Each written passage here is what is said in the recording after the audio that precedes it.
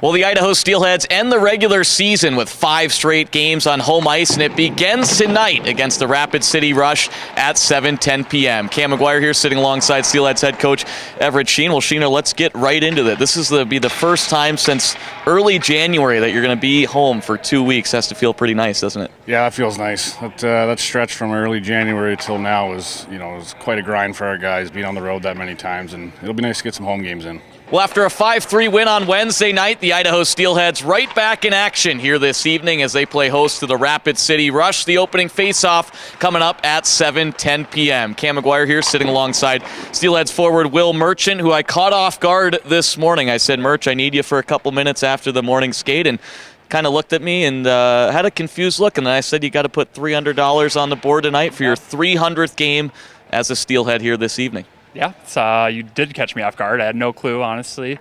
But special thing, obviously, being part of this organization for so long. Like you said, Whitey obviously playing a lot of games and a lot of good names up there. Here in terms of special teams, 2 for 4 on the power play Wednesday, but 3 for 3 on the penalty kill, and you know how important special teams are going to be heading down the stretch here and into playoffs, and your penalty kill came up massive Wednesday. Kept harping, hey, we got to wake up, and if we wake up, we give ourselves a chance to win the game. And credit to our guys. It took a little longer than we wanted, but they battled through and got the win.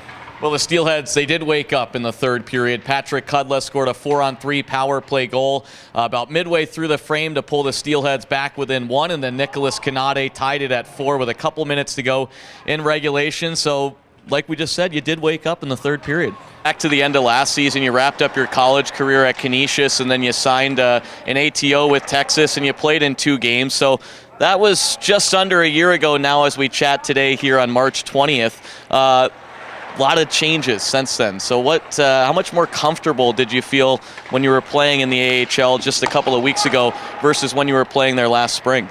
Yeah, it was big, obviously, to play a ton of minutes down here in Boise. Get that experience and get those 35, 36 games of pro hockey under my belt.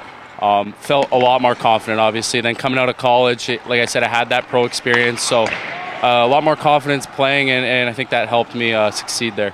Brian Thompson, once again, tremendous. 31 saves in the win. Just talk about his maturity and the growth that you've seen from the start of the season up until the point we're at now. All right, lastly here, we saw the debut on Tuesday of Matt Register's new tinted visor. What's Zane Franklin's take on that?